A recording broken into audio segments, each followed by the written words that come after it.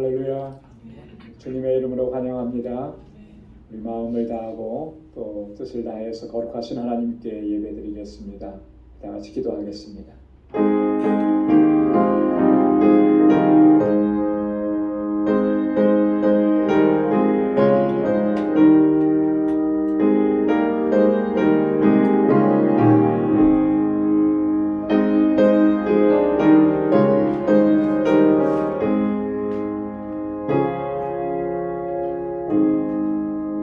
할렐루야. 여호와께 감사하라. 그는 선하시며 그 인자하심이 영원하미로다. 네 능히 여호와의 능하신 사적을 전파하며 그 영예를 다 광포할고 공의를 지키는 자들과 항상 의를 행하는 자는 복이 있도다. 여호와여, 주의 백성에게 베푸시는 은혜로 나를 기억하시며 주의 구원으로 나를 권고하사 나로 주의 택하신 자의 형통함을 보고 주의 나라의 기쁨으로 즐거워하게 하시며 주의 기업과 함께 자랑하게 하소서. 아멘. 거룩하시고 자비로우신 아버지 하나님, 성회로 지난 3일도 주님의 은혜 가운데 저희들을 지켜주시고 오늘 이 저녁에 다시금 거룩하신 주님의 보좌 앞으로 불러주셔서 하나님의 성호를 찬양하며 예배케 하시니 감사합니다. 오늘도 우리의 마음과 뜻을 다하여 우리 힘을 다하여 하나님을 예배하는 저희들 되게 하여 주옵소서. 간절한 사모함으로 주님께 더 가까이 나아갈 수 있도록 도와주시고 우리 갈급한 심령 가운데 은혜의 단비를 허락하여 주옵소서. 오늘도 예배하신 그 은혜로 충만하게 채워주시고 우리의 예배를 기뻐 흠양하여 주옵소서. 예수님의 이름으로 기원하옵나이다. 아멘. 전능하사 천지를 만드신 하나님 아버지를 내가 믿사오며 그 외아들 우리 주 예수 그리스도를 믿사오니 이는 성령으로 잉태하사 동정녀 마리아에게 나시고 본디오 빌라도에게 고난을 받으사 십자가에 못 박혀 죽으시고 장사한 지 사흘 만에 죽은 자 가운데서 다시 살아나시며 하늘에 오르사 전능하신 하나님 우편에 앉아 계시다가 저리로서 산 자와 죽은 자를 심판하러 오시리라. 성령을 믿사오며 거룩한 공예와 성도가 서로 교통하는 것과 죄를 사하여 주시는 것과 몸이 다시 사는 것과 영원히 사는 것을 믿사옵나이다. 아멘. 찬양으로 하나님께 영광을 드리겠습니다. 다 와서 찬양에 힘차게 박수하면서 찬양하겠습니다.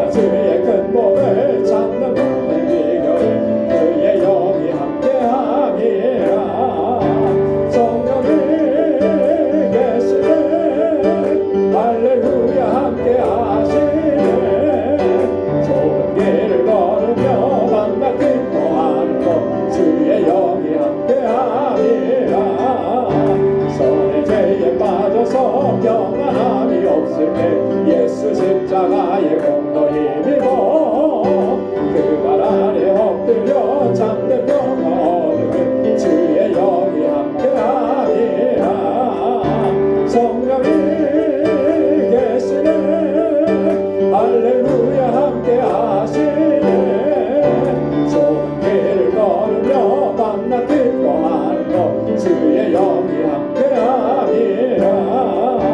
나와 동행하시고 모든 염려하시니 나는 숲에새와 같이 기쁘다.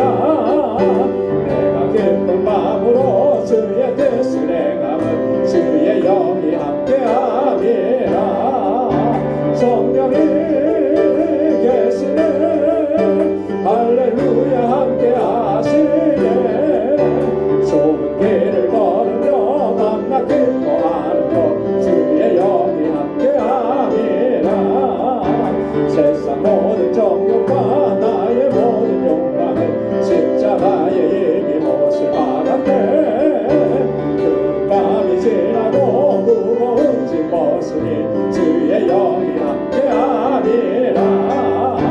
성령이 계시네 할렐루야 함께하시네.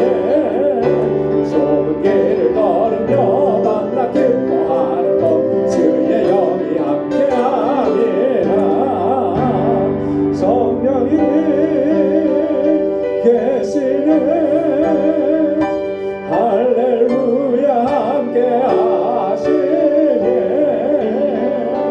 좁은 길을 걸으며 밤낮 기뻐하는 것 주의 영이 함께하리라.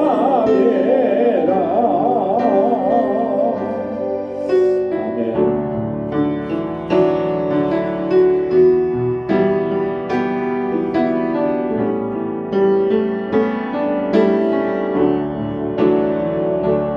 날마다 숨쉬는 순간마다 내 앞에 어려운 일 보내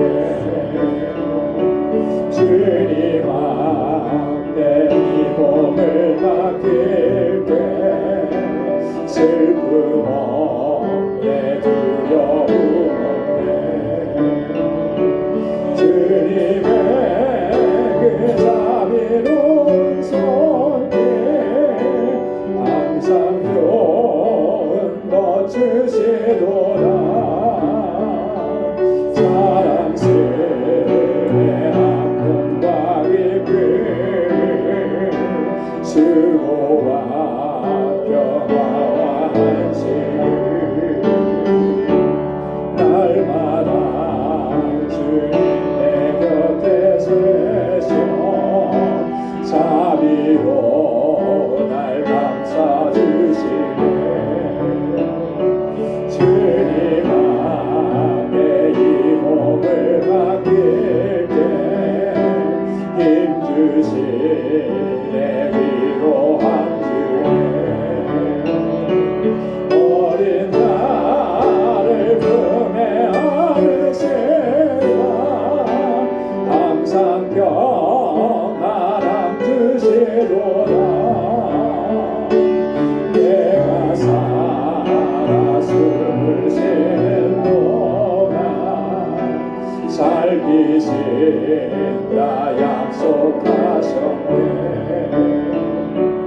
인생의 어려운 순간마다 주의 약속 생각해보네. 주님 속에 믿음 잃지 않고 말씀 속에 위로를 얻네. 주님의 도우심 바라보며 모든 어려움 이기도다. 흘러가는 순간순간마다 주님 약속 새겨봅니다. 주님의 도우심 바라보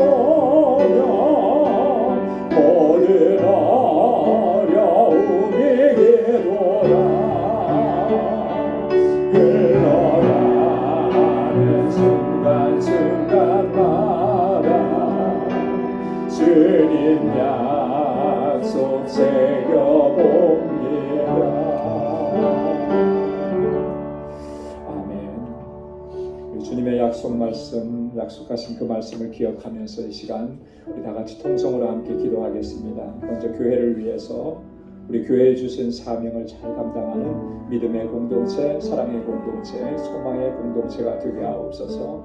세워주신 주의 종들과 하나님의 신실한 주의 일꾼들, 우리 청지기들을 위해서 성령의 충만함을 더해 주시고 굳건한 믿음을 허락해 주셔서 믿음으로 행하게 도와주옵소서. 우리 유스그룹과 EM 주일학교, 또 우리 교사들과 또 우리 전도사님 위해서 함께 기도해 주시고, 우리 선교사님들을 위해서, 선교지를 위해서, 우리 알라메다 방주교회 우리 사역자들을 위해서, 또 준비하고 있는 모든 사역들 하나님의 은혜 가운데 잘 진행될 수 있게 해달라고 함께 기도해 주시고, 우리 지체들, 우리 믿음의 권속들을 위해서 기도할 때 특별히 육신의 연약함이 있는 우리 연로하신 어르신들, 또 마음의 근심과 염려가 있는 분들, 또 가정에, 일터에, 직장에, 또 사업장에 어려움이 있는 분들 하나님께서 평안을 주시고 회복의 은혜를 허락해달라고 같이 기도해 주시고, 또 이 시간 우리 주님 앞에 가지고 나온 우리 간절한 기도 함께 같이 아뢰겠습니다. 다 같이 통성으로 기도하겠습니다. 거룩하신 아버지 하나님 참 감사합니다. 아버지 하나님의 크신 사랑과 은혜로 날마다 이렇게 아버지 하나님 승리의 삶을 살아가게 하시고 믿음으로 살아갈 수 있도록 인도해 주시니 감사합니다. 나 같은 죄인을 아버지 하나님 거룩한 하나님의 자녀로 택하시고 불러주셔서 아버지 하나님 이렇게 하나님의 자녀로 살게 하시고, 또한 아버지 하나님 이후의 은혜를 더하셔서 주님의 몸된 교회와 아버지 하나님 이 땅에서 하나님의 뜻을 이루어가기 위해 귀한 일꾼들로 세워주시고 기름 부어주시고 감사합니다. 또 하나님 아버지 늘 감사와 감격 속에서 하나님을 찬양하고 예배하고 하나님의 뜻에 순종하며 아버지 하나님의 역사를 이루어가시는 귀한 주의 종들이 되게 하여 주옵소서. 우리 방주교회를 든든하고 견고하게 세우셔서 이 세대 가운데 하나님 구원의 방주로서의 삶을 잘 감당하여서 하나님께서 찾으시는 영혼들을 주님께로 인도하는 이 귀한 일을 온전히 감당할 수 있도록 도와주옵소서. 아버지 하나님 이 일들을 위해서 하나님의 귀한 일꾼들 주의 종들을 세워주셨습니다. 능력의 장중에 불러 주옵소서. 주님께서 기름 부어 세우셨사오니 또한 권능으로 능력으로 역사하여 주셔서 믿음으로 역사하는 주의 종들이 되게 하시고, 아버지 하나님 언제나 주님 앞에 충성을 다하고 헌신하는 하나님의 귀한 일꾼들, 충성스러운 일꾼들이 되게 하여 주시옵소서. 아버지 하나님 우리 방주교회 정말 믿음의 공동체로 사랑의 공동체로 견고하게 서갈 수 있도록 도와주시고, 이곳에서 자라나는 우리 사랑하는 자녀들을 아버지 하나님 주일학교 학생들, 수업과 1년의 청장님들 붙잡아 주옵소서. 저들이 정말 다윗과 같은 믿음의 사람들이 다 되게 하셔서 이 세대에 하나님 앞에 귀하게 쓰임받는 일꾼들이 다 되게 하시고, 저희들을 위해서 수고하고 있는 우리 교우들, 교사들과 우리 전도사님 능력의 장중에 불러 주옵소서. 우리 유스그룹과 예배 날로 부흥하고 성장하게 하셔서 이 세대를 짊어지고 나아가게 부족함이 없게 하옵소서. 하나님 세계 곳곳에 나아가 복음을 증거하는 하나님의 귀한 종들, 우리 선교사님들, 또 그 가정 아버지 하나님 그 사역지를 하나님께서 붙잡아 주시고 늘 성령으로 역사하여 주시옵소서. 주의 권능의 발로 흔들어 주셔서 어려움이 없게 하시고 어떠한 고난과 역경도 이겨내게 하시고 아름다운 열매로 풍성하게 거둘 수 있도록 도와주옵소서. 우리 알라메다 방주교회 하나님 아버지 하나님께서 견고하게 흔들어 주옵소서. 구원의 방주가 되게 하옵소서. 하나님 아버지 그곳에 세워주신 하나님의 귀한 종들에게 능력과 권능을 덧입혀 주옵소서. 올해에도 하나님 계획한 모든 사역들이 하나님의 뜻 안에서 온전하게 이루어지게 하시고, 특별히 알라메다 방주교회 건축하는 이 모든 일들을 순조롭게 하셔서 어려움이 없이 하나님의 성전이 세워져 갈 수 있도록 도와주옵소서. 아버지 하나님을 사랑하는 권속들의 삶을 지켜주옵소서.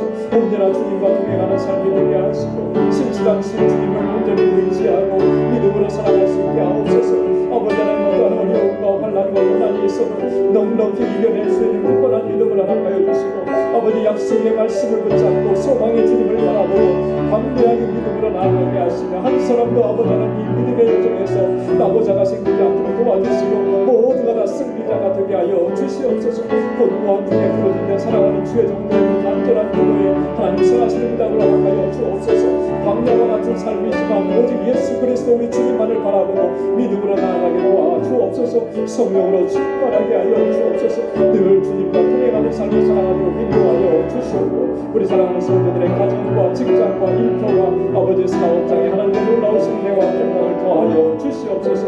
오늘도 저희를 주님 말씀 앞에 세워주셔서오니 주의 말씀으로 우리를 새롭게 하시고 아버지 하나님의 주시는 은혜로 충만케 하여 주옵소서. 모든 감사와 영광 주님께 올려드리며 예수님의 이름으로 간절히 기도드리옵나이다.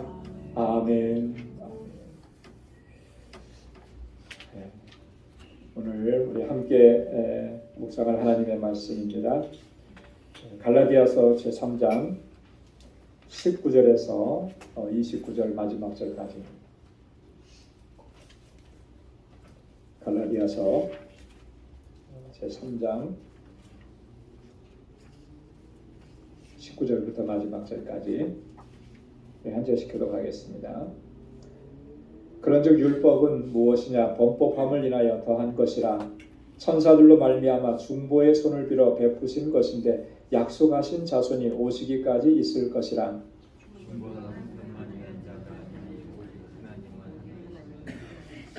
그러면 율법이 하나님의 약속들을 거스리느냐? 결코 그럴 수 없느니라. 만일 능히 살게 하는 율법을 주셨다면 의가 반드시 율법으로 말미암았으리라.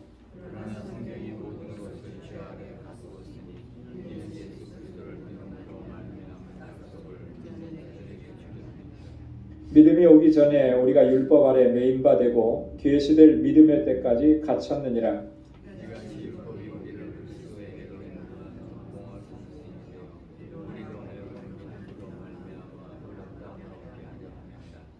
믿음이 온 후로는 우리가 몽학선 생활에 있지 아니하도다.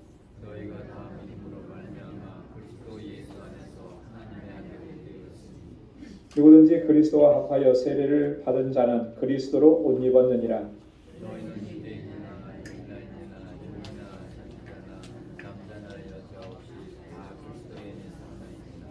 다 함께요.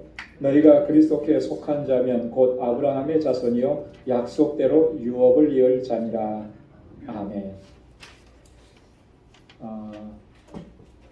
오늘 본문의 말씀을 보면 사도 바울이 두 가지 그 중심 주제를 가지고 그 설명을 해 나가는 것을 볼 수가 있는데요.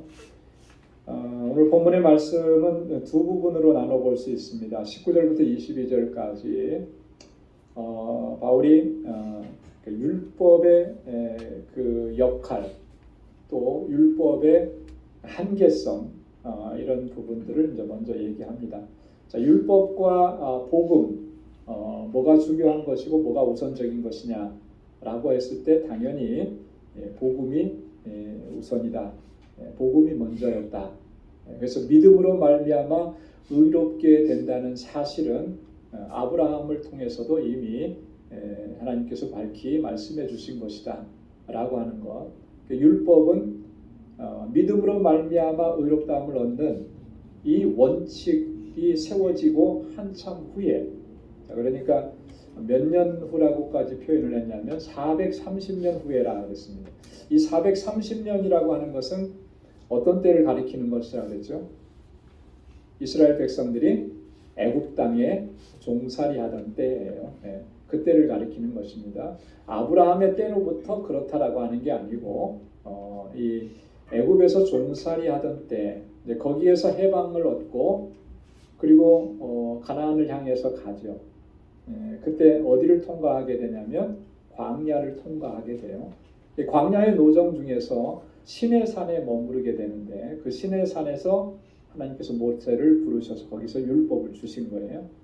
그러니까 아브라함을 통해서 믿음으로 말미암아 그의 믿음을 의로 여기셨다라고 하는 이 말씀을 주신 때로부터도 훨씬 더 뒤에 율법을 허락해 주신 거예요. 그러니까 이 율법이라고 하는 것은 궁극적으로 뭐냐면 믿음으로 말미암아 의롭다 하심을 얻은 사람들이 어떻게 하나님의 백성으로 살아가느냐 그 원리, 그 원칙을 주신 거라고 하는 거죠. 그런데 지금 율법주의자들은 그렇게 생각하지 않은 거예요. 그죠?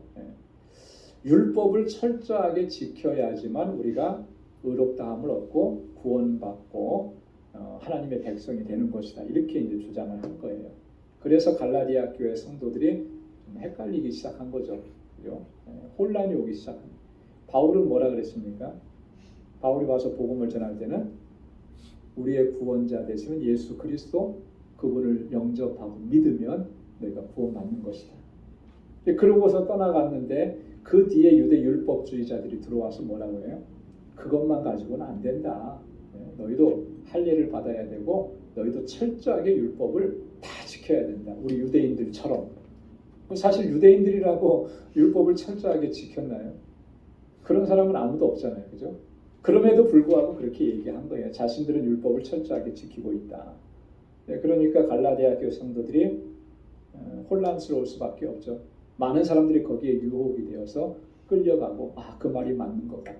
그래서 그 모습을 본 바울이 얼마나 안타까웠으면 우리 3장 1절에 뭐라 그랬습니까? 어리석도다 갈라디아 사람들아, 이렇게 얘기한 거예요. 얼마나 속상하고 얼마나 안타까웠으면. 그래서 계속해서 지금 3장에서 이 말씀을 이어가고 있는데, 자, 그러면 율법이 도대체 율법의 역할은 뭐냐, 이런 질문이 나올 수 있잖아요. 그죠? 믿음으로 말미암아 의롭다함을 얻는 것이라면 그러면 율법은 그동안에 뭘 했던 거냐, 이거는 뭐 아무것도 아닌 것이냐, 뭐 이런 질문이 충분히 나올 수가 있는 거예요. 그래서 바울이 여기서 차근차근 설명하는 겁니다. 율법도 누가 주신 거예요? 하나님께서 주신 거잖아요.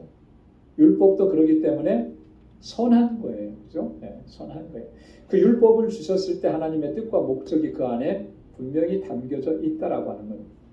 근데 그 하나님의 뜻을 발견하지 못하고 자의적으로 율법을 해석한 거죠. 그러니까 율법을 통해서 내가 구원을 얻는다, 율법을 행하면서 내가 의롭다함을 얻는다, 이렇게 자의적으로 해석한 거예요. 그게 문제였다라고 합니다. 그러니까 율법의 역할, 율법의 기능, 또 율법의 한계성, 이걸 분명하게 알아야 된다. 바로 알아야 된다라고 하는. 그래서 오늘 이 말씀들을 지금 주고 있는 것입니다. 자, 19절에 보면 율법이 무엇이냐 이런 질문을 하는데, 이건 다른 말로 얘기하면 율법은 그럼 왜 주신 것인가, 이런 질문하고 같은 거예요. 자, 그런즉 율법은 무엇이냐? 바울이 스스로 질문하고 충분히 그런 질문이 있을 것 같으니까 이렇게 질문한 거죠. 그리고 거기에 대한 답변을 주는 거예요. 뭐라 그랬습니까? 범법함을 인하여 더한 것이라. 범죄함을 인하여 주어진 것이다. 여러분, 이 율법이라고 하는 것이 하나님께서 보실 때 이스라엘 백성들은요, 이래요. 하나님과 언약을 맺은 백성들입니다. 그죠? 하나님께서 아브라함을 불러서 아브라함과 언약을 맺어주셨고, 이삭과 언약을 맺어주셨고, 또 야곱과 언약을 맺어주셨고, 그 이스라엘 백성들은 하나님과 언약을 맺은 약속된 백성들이거든요. 하나님과 약속했어요. 자, 그러면 그 약속을 철저하게 지켜나가야 되는 건 마땅한 건데, 언약을 맺었음에도 불구하고 인간은, 이스라엘 백성들은 어떻습니까? 계속해서 범죄하는 거죠. 약속을 자꾸 깨트렸던 거예요. 이거 왜 그렇게 된 것입니까? 우리의 타락한 본성 때문에 그런 거예요. 그죠? 칼빈은 그랬습니다. 우리 인간은 전적으로 타락했다. 전적으로 타락한 거예요. 자연인으로 태어난 인간은 어디 하나 0.1%라도 선한 것을 찾을 수가 없는 거예요. 의로움을 찾을 수가 없는 거예요. 완전한 타락이라는 거예요. 여러분, 전적 타락이 우리가 인정해야만 거기에 예수 그리스도의 십자가 구속의 은혜로 우리가 구원받았다는 사실을 감격으로 받아들일 수가 있는 거예요. 내가 조금이라도 나는 90%만 타락했어. 아니, 나는 태어날 때는 그래도 선하게 태어났고 선함을 간직하고 있어. 이렇게 우리가 생각하면 예수 그리스도의 구속의 은혜는 내게 아무런 그 은혜에 감사가 될 수가 없어요. 왜? 내가 나를 주장할 만한 것이 그 안에서 생기기 때문에. 그래서 그런 생각을 가지게 되면은 신앙의 이 길에서 바르게 갈 수가 없는 거예요. 자꾸 신앙의 연륜이 쌓여갈수록 이 공로주의적인 사상이 더 자리를 많이 차지하게 되는 것입니다. 우리는 전적으로 타락한 거예요. 여러분, 전적으로 타락했다라고 하는 말은 다른 말로 얘기하면 완전히 죽었다라고 하는 거예요. 여러분, 사람이 완전히 죽으면 그 사람 살려낼 수 있습니까? 못 살려내죠. 어떤 응급한 환자가 들어와서 심폐소생술을 하고 이렇게 전기 충격으로 하는, 그거는 왜 그렇게 하는 거죠? 그래도 조금이라도 맥이 뛰니까, 그죠? 그러니까 하는 거예요. 살려낼 수 있겠다고. 근데 완전히 죽은 사람에게는 합니까? 안 합니까? 안 하죠. 해도 소용이 없다고. 그죠? 다시 살아날 수가 없으니까. 완전히 죽은 사람은 그런 거예요. 전적으로 타락한 사람은 우리의 상태가 영원히 그런 거라는 거예요. 뭐 사람이 누가 와서 뭐 권면해주고 뭐 했다고 해서 그 영혼이 살아나고 그럴 수가 없는 거예요. 그 영혼이 살아날 수 있는 방법은 오직 하나입니다. 그게 뭐예요? 성령께서 우리 안에서 역사하세요. 에스겔 37장에 골짜기에 마른 뼈들로 가득한 그곳에 성령의 바람이 들어가서 그 분대로 일으키듯이 성령께서 찾아와 주셔서 살려내지 않으면 살아날 수가 없는 거죠. 우리가 그런 존재였다라고 하는 거예요. 범법함을 인하여 범죄한다라고 하는 것인데 항상 그래왔던 거예요. 하나님과 언약을 맺었음에도 불구하고 타락한 본성으로 인해서 범죄하고 또 범죄하고, 그래서 율법을 주신 목적이 뭐냐면 너희가 정말 이렇게 죄성이 많은 인간들이라고 하는 거, 그걸 깨닫게 하시기 위해서 율법을 주신 것이다라고 하는. 그래서 범법함을 인하여 더한 것이라 이렇게 설명을 하고 있는 것입니다. 그래서 여러분 보십시오. 이 율법을 대할 때 우리가 자꾸 뭘 깨닫게 됩니까? 죄를 깨닫게 되잖아요. 그죠? 여기서 범법함이라고 하는 말은요, 선을 넘는다라고 하는 그런 의미인데, 이 고의적으로 계명을 위반하고 범한다라고 하는 그런 뜻이에요. 모르고 범했다 이게 아니고 고의적으로 알고서도. 여러분 한번 생각해 보시죠. 우리 인간의 죄성을 잘 표현해 준 말인데, 모르고 짓는 죄가 많은 것 같아요? 알고도 짓는 죄가 많은 것 같아요? 모르고 짓는 죄가 많은 것 같아요? 제가 볼 때는 저 자신을 봐도 그렇고 신앙생활 하는 사람들은 알고도 짓는 죄가 훨씬 더 많아요. 동의를 안 하시네요. 여러분들은 저보다 다 의롭고 선하셔서, 저는 보니까 그래요. 죄를 짓는 게, 모르고 짓는 죄는 죄인지도 몰라요, 사실은. 그죠? 근데 알고도 지어요. 이거 하나님의 말씀은 이게 아닌데 이렇게 하라고 한 건데 왜 나는 자꾸 이쪽으로 간 거예요. 알면서도 가는 거예요. 고의적으로. 왜 그렇게 될까요? 야고보서 1장 15절에 욕심이 잉태한 즉 뭘 낳고? 죄를 낳고, 죄가 장성한 즉 사망을 낳고. 뭐 때문에 그런 거예요? 욕심 때문에 그런 거예요. 우리 안에 욕심 때문에. 이 욕심이라고 하는 것은 내가 뭘 가지고자 하고 부자가 되고자 이런 것만 욕심이 아니고, 내 마음대로 내 생각대로 내 원하는 대로 하고자 하는 그런 마음인 거죠. 이게 있으니까 알면서도 죄를 짓는 거예요. 알면서도. 그렇게 하면 안 된다는 거 알면서도 그렇게 하는 거예요.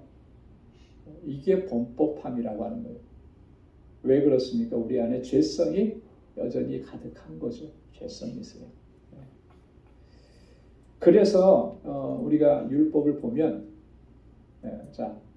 하나님의 계명들을 보면 어때요? 우리의 마음이 찔리잖아요. 찔려. 그렇죠? 그래서 또 회개하잖아요. 와서 하나님 또 이렇게 내가 알면서도 또 죄를 졌고, 육신이 연약하여서 또 오늘도 넘어졌고, 이런 거죠. 이게 우리의 실존이었다라고 하는 거예요. 자, 율법은 그래서 우리로 하여금 자꾸 죄를 깨닫게 하는 거예요. 깨닫게 하는.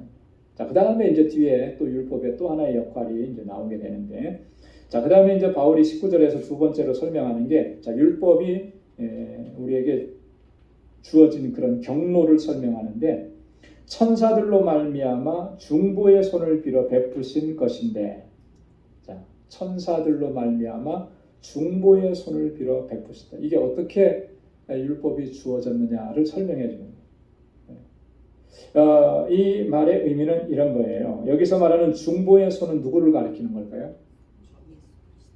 중보의 손. 예수님일까요? 율법이 주어질 때 중보의 손. 누구를 통해서 율법을 주신 거예요? 모세를 통해서 주셨잖아요. 그죠? 여기서 말하는 중보의 손은 모세를 가리키는 거죠. 그죠? 모세를 통해서 베풀어 주신 거잖아요. 율법은. 자, 근데 천사들로 말미암아 중보의 손을 빌어 주셨다. 이거는 뭐냐면, 하나님께서 모세를 시내산으로 부르셨을 때에 천사들의 수종을 받으시면서 모세에게 율법을 주셨다라고 하는 그런 의미입니다. 그래서 성경에 보면 하나님께서 모세에게 율법을 수여하실 때 천사들이 그 자리에 함께 있었던 것을 성경은 곳곳에서 얘기를 하는데요. 그 스데반의 설교에서도 보면 그래요. 거기 보면 사도행전 7장 38절에 보면 스데반이 이렇게 설교합니다. 시내 산에서 말하던 그 천사와 및 우리 조상들과 함께 광야 교회에 있었고 또 생명의 돌을 받아 우리에게 주던 자가 이 사람이라. 자, 생명의 돌을 받아 우리에게 주던 자, 이 사람이라 그랬는데 누구를 가리키는 걸까요? 모세를 가리키는 거죠. 그죠? 그래서 모세가 이 생명의 돌을 받았을 때 그때 시내산에서 누가 같이 있었어요? 천사가 같이 있었다라고 얘기하는 거죠. 하나님께서 모세에게 이 율법을 주실 때에 그 얘기를 지금 하는 거예요. 모세를 통해서 주신 거예요. 자, 이게 좀 중요합니다. 율법은 모세를 통해서 주셨는데 그 다음에 뒤에 나오는 복음은 그러면 어떻게 우리에게 온 것이냐라고 하는 거죠. 자, 이 율법의 이제 그 역할 중에 기한입니다.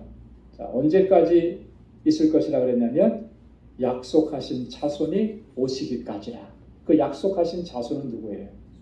예수 그리스도.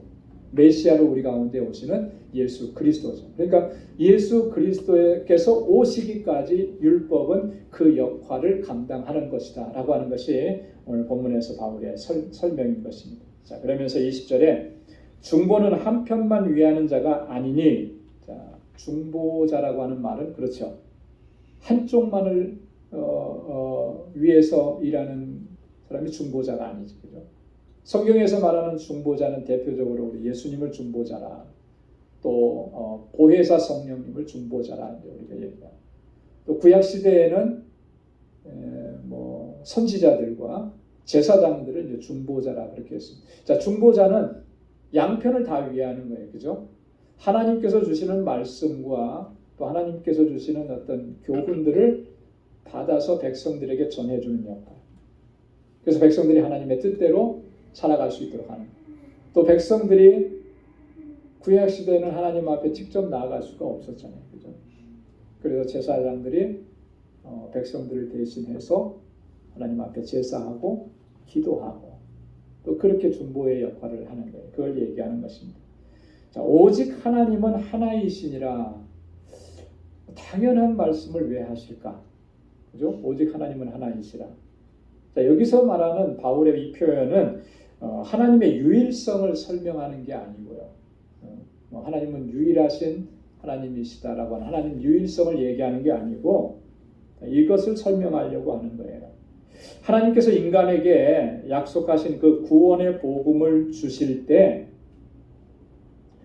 구약의 율법을 주실 때는 모세의 손, 그 중보자의 손을 통해서 주셨는데 복음을 주실 때는 그렇게 하지 않으셨다라고 하는 거예요.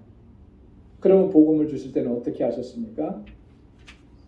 하나님께서 직접 그 구원의 복음을 우리에게 전해주신 거예요. 하나님께서 직접.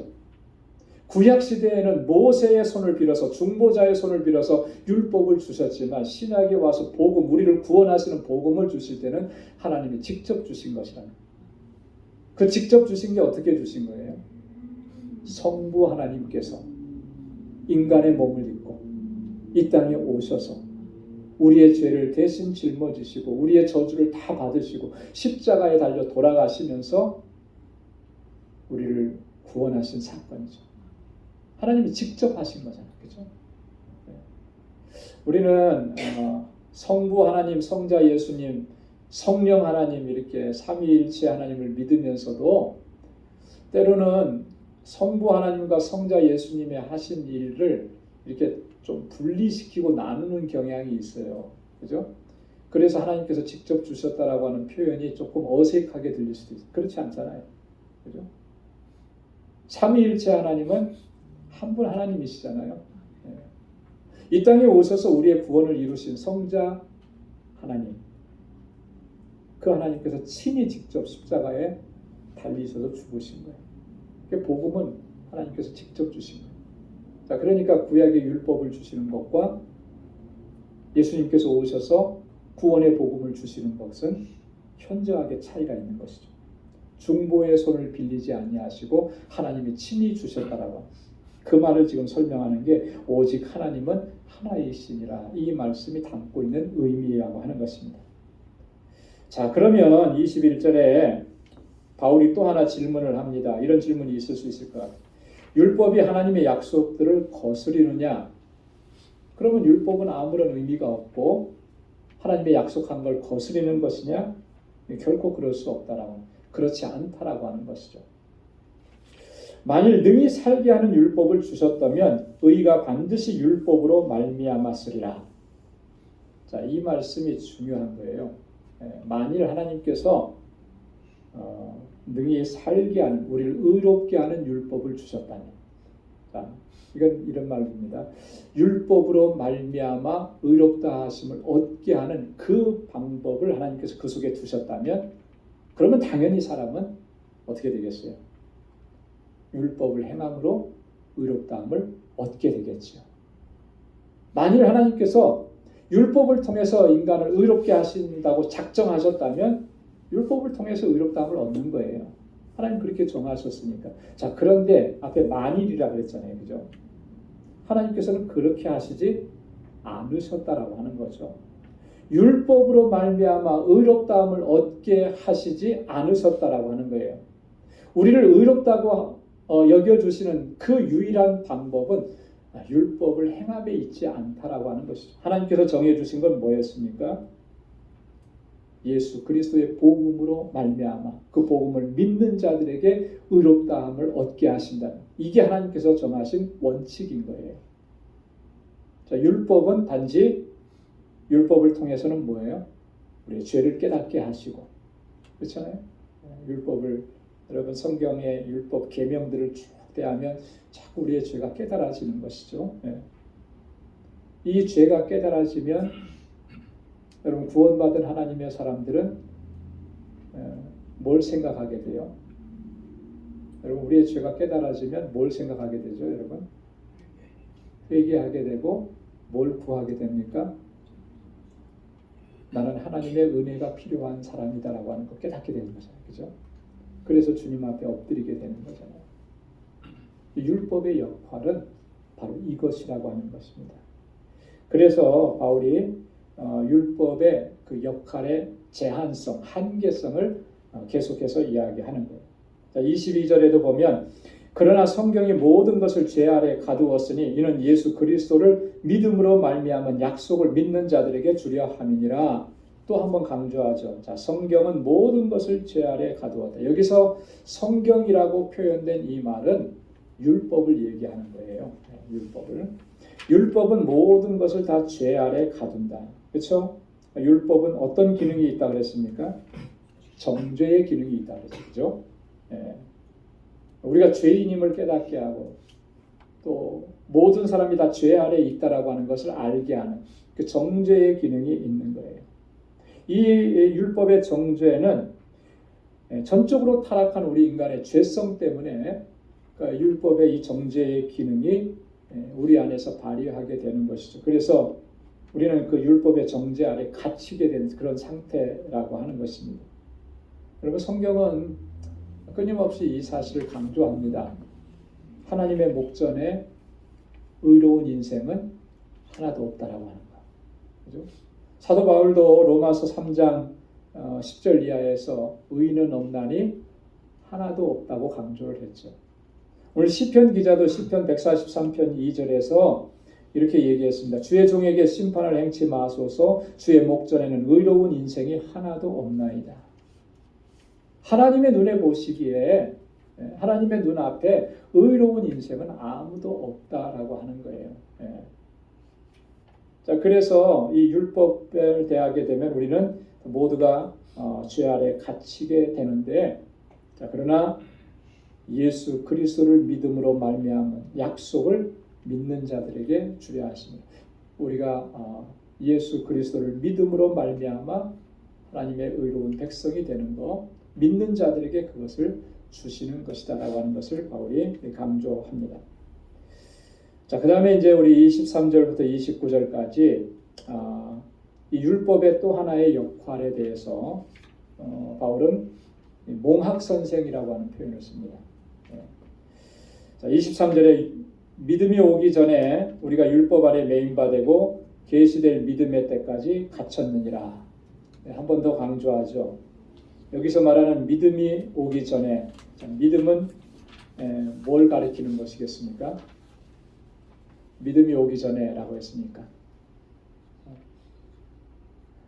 예수 그리스도의 그 구속의 사건을 믿음으로 말미암아 의롭다함을 얻는 이 예수 그리스도의 구속의 은혜가 있기 전에, 그 전에는 우리는 율법 아래 매여 있고 이 계시될 믿음의 때까지, 예수 그리스도의 때까지 갇혀 있는 그런 상태였다라고 하는 것을 얘기하는 거예요.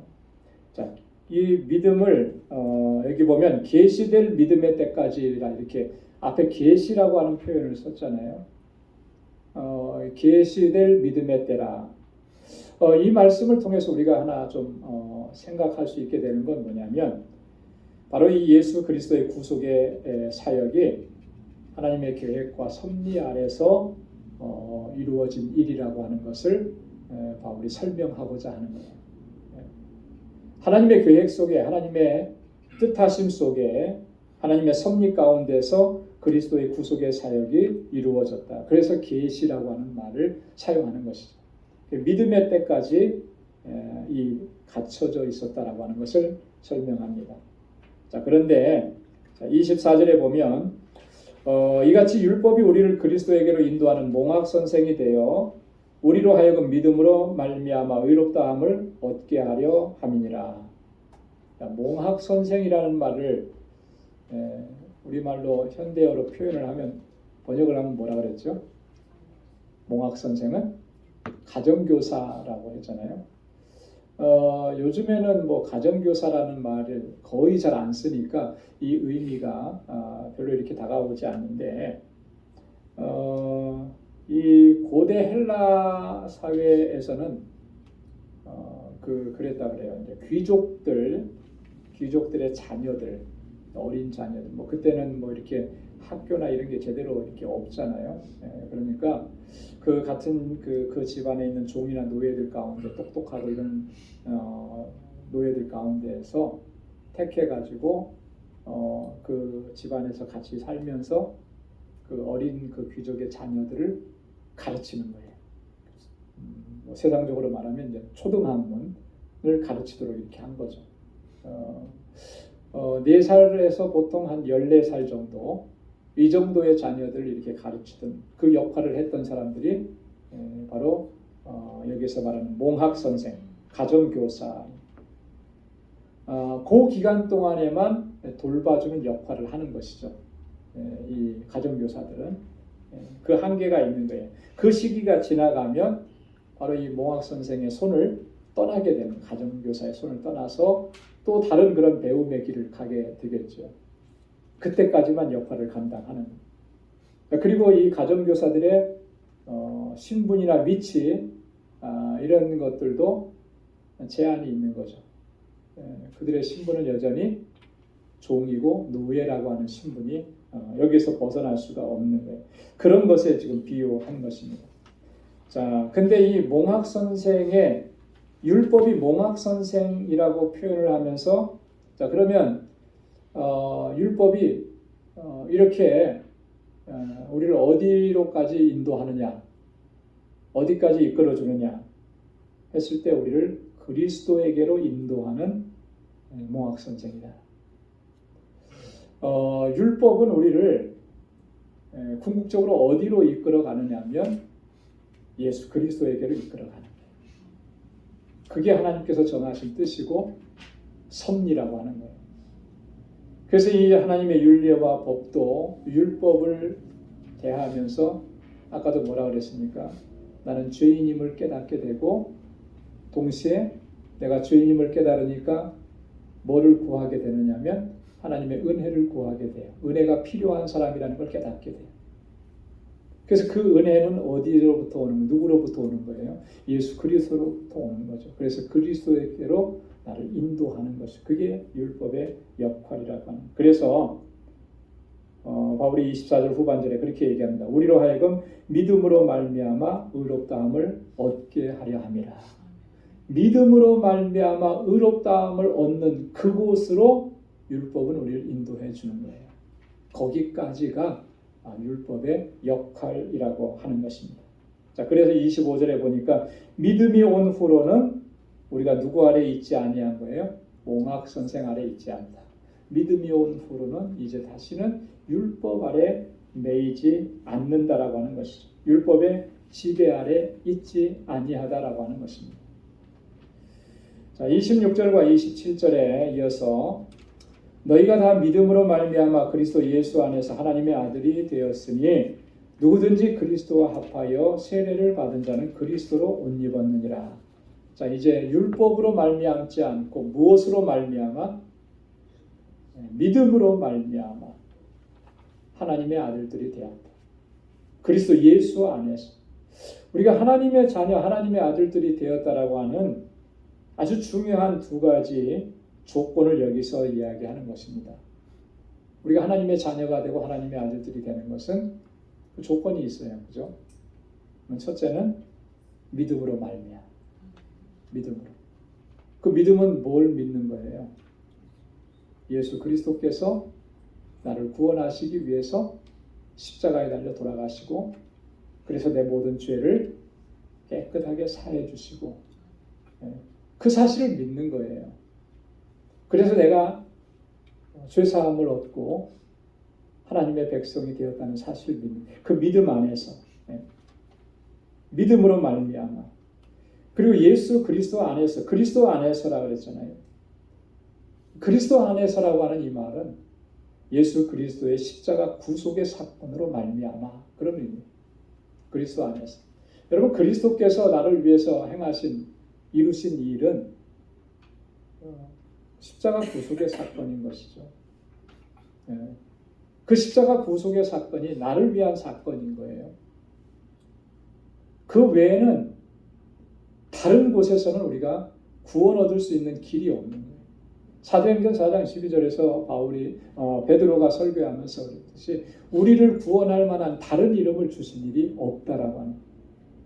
그래서 예수 그리스도 외에 다른 구원의 길을 누군가가 얘기한다고 하면 그건 이단인 것이죠. 그건 잘못된 거예요. 어떤 사람이 나타나서 내가 뭐 구세주고 내가 메시아다. 요즘에 자기가 메시아라고 이렇게 주장하는 사람이 참 많아요. 그죠?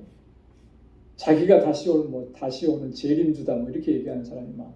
자기를 통해서 구원을 하나님께서 베푸셨다 이렇게 얘기하는 사람 종종 나타나는데 다 이단이잖아요. 오직 예수 그리스도께서 행하신 그 구속의 사건, 그 구속의 사건을 통해서만 우리가 구원함을 얻고 하나님의 자녀가 되는 줄로 믿습니다. 근데 그 방법을 보면 지난주에도 우리가 살펴봤듯이 누구든지 그리스도와 합하여 세례를 받은 자는 그리스도로 옷 입었느니라. 그리스도와 합하여 세례를 받아야 돼. 여러분 그리스도와 합해진다. 그리스도와 연합이라 그랬는데요. 이 그리스도와 연합은 어떤 측면이 있냐면 먼저 그리스도와 함께 죽는 거예요. 그래서 여기서 그리스도와 합하여 세례를 받았다라고 하는 이 말의 의미는 그리스도와 함께 죽었다라고 하는 말이에요. 전에도 한번 설명을 드렸는데요. 우리 장로교에서는 세례를 베풀 때 성수를 찍어서 이마에 바릅니다. 아주 약식이고 간략하게 하는 거예요. 자, 그런데 뭐 침례교나 이런 데서는 침례를 하죠. 완전히 물에 잠그는 거예요. 머리 끝에까지 싹 다 들어갑니다. 중남미 지역에 단기 선교 다녀오신 분들은 좀 아시겠지만 합동 세례식이나 이렇게 해요. 그러면 바다나 아니면 호수나 이런 데 가거든요. 거기에서 이제 세례 받고자 하는 사람에게는 이제 하얀색으로 이제 가운을 하나 입혀주고 그리고 호숫가에 가서 양쪽에 이제 목회자들이 부축하고 뒤에 한 사람 부축하고 해서 완전히 뒤로 넘어져서 물에 확 잠기게 합니다. 뭐 그렇게 하고 뭐 1분 이렇게 있는 게 아니고 그러면 이제 큰일 나니까 바로 이제 이렇게 세우죠. 저는 그 침례가 세례의 의미를 정확하게 담고 있다고 봐요. 그죠? 자, 물에 잠기는 것을 통해서 뭘 우리가 경험하는 겁니까? 죽는 걸 경험하는 거예요. 죽는 거. 죽는 거. 그리고 그 물에서 다시 일으켜 세움을 입음을 통해서 뭘 경험하는 거예요? 다시 사는 걸 경험하는 거죠. 세례는 그런 것이다.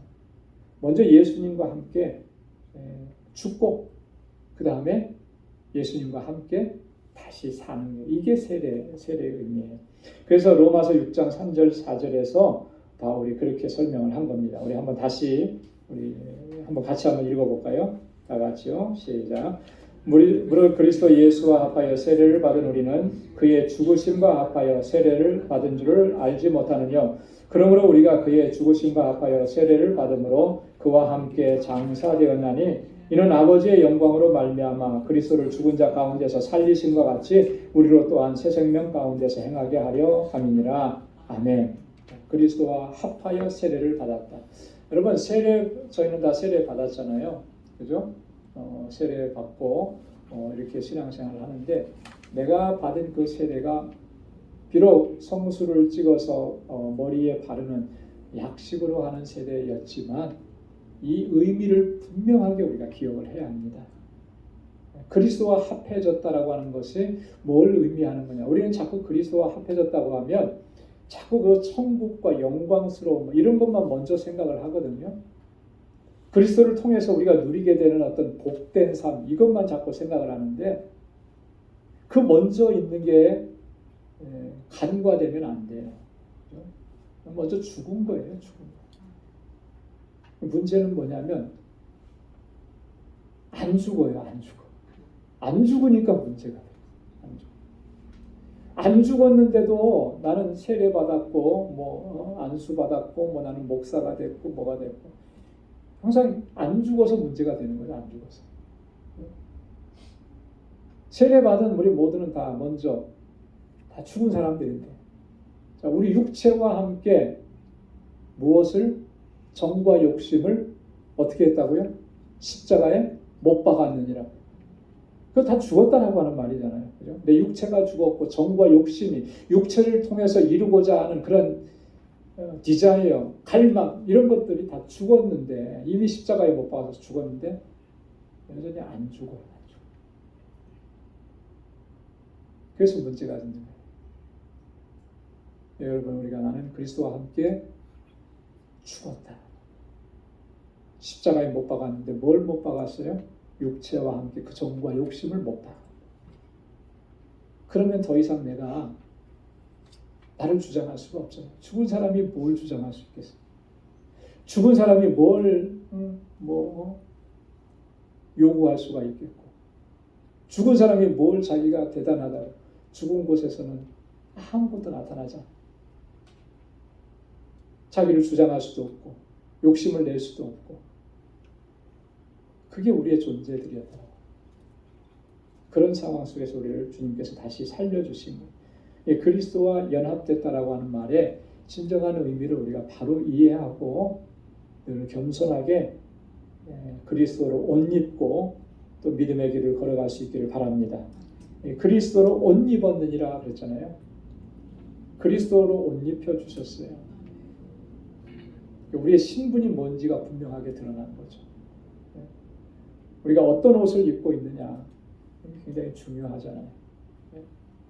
우리가 입고 있는 옷은 어떤 명품 브랜드 옷이 아니라 예수 그리스도의 마크가 찍혀 있는 그 옷을 입고 있는 거예요. 그렇기 때문에 우리의 삶은 그리스도를 닮은 거룩한 삶으로 나아가야 하는 것입니다. 골로새서 3장 12절에 그러므로 너희는 하나님의 택하시고 거룩하고 사랑하신 자처럼 긍휼과 자비와 겸손과 온유와 오래 참음을 옷 입고 이게 우리가 입고 있는 옷이어야 한다라고 하는 거예요. 왜요? 우리는 그리스도와 함께 다시 살리심을 받았기 때문에. 자, 이것을 설명한 후에 28절에 바울이 이렇게 합니다. 너희는 유대인이나 헬라인이나 종이나 자주자나 남자나 여자나 없이 다 그리스도 예수 안에서 하나이니라. 중요한 선언을 합니다. 이것은 가히 이 시대에서는 혁명적인 선언이라고 해도 과언은 아닐 거예요. 지금은 다 하나라고 하면은 이거 우리는 그죠. 뭐 이거 자연스럽게 다 이해하잖아요. 올림픽 할 때 뭐라고 설명하죠? 손에 손 잡고 뭐 이 노래 있었잖아요. We are the world 뭐 해가면서 우리는 하나다 이렇게 얘기하는데 하나라고 하는 게 전혀 어색하지 않아요. 근데 2000년 전에 보십시오. 유대인이나 헬라인이 하나다. 유대인의 입장에서 이게 이해가 되겠습니까? 말도 안 되는 얘기잖아요. 그죠? 종이나 자주자. 종을 부리는 사람과 종이 하나다. 이게 말도 안 되는 거죠. 남자와 여자. 지난해 우리 헌신 예배 때도 그랬잖아요. 그죠? 예수님 당시에 죄송하게도 아이와 여자는 카운트에 들어가지 않았다 그랬잖아요. 이런 시대 속에서 남자가 여자가 하나다. 이거는 사실은 어떻게 보면은 그때 당시에 뭐라 그럴까요? 좀 이렇게 기득권을 가지고 있는 사람들한테는 정말 돌팔매질을 당할 만한 그런 혁명적인 그런 선언인 거예요. 그런데 그리스도 안에서 우리가 하나임을 이루어 주셨다라고 하는 거예요. 바울이 지금 그것을 설명하는 것입니다. 여기서 이 하나됨이라고 하는 것은 이런 의미를 담고 있는 거예요. 그냥 이렇게 표면적으로 하나고 뭐 이렇게 서로가 하나다 이 의미도 있지만 더 본질적인 의미는 이런 겁니다. 유대인이나 헬라인이나 종이나 자주자나 남자나 여자나 구원하시는 하나님의 방법은 예수 그리스도로 말미암아 구원함을 얻게 하신다라고 하는 거예요. 유대인이기 때문에 그들은 율법으로 말미암아 의롭다함을 얻고 그런 거 아니라는 것이죠. 다 예수 그리스도로 말미암아 우리가 구원을 얻게 된다. 이게 하나라고 하는 것을 이야기하는 것입니다. 그래서 29절에 너희가 그리스도께 속한 자면 곧 아브라함의 자손이요 약속대로 유업을 이을 자니라. 자 보십시오. 아브라함의 자손 약속대로 유업을 이을 자 이건 누구에게만 해당된 것이었습니까? 유대인들에게만 해당된 거 아니었어요. 그죠? 유대인들이 여기에 대한 자부심을 가졌잖아요. 우리는 아브라함의 자손이고 우리에게는 아브라함에게 약속해 주셨던 그 축복이 우리에게 있고 그 유업을 받을 사람들은 바로 우리 유대인들 뿐이다. 자, 그런데 뭐예요? 너희가 그리스도에게 속한 자면 그리스도로 말미암아 구원함을 얻은 사람들이라면 너희가 곧 아브라함의 자손이다.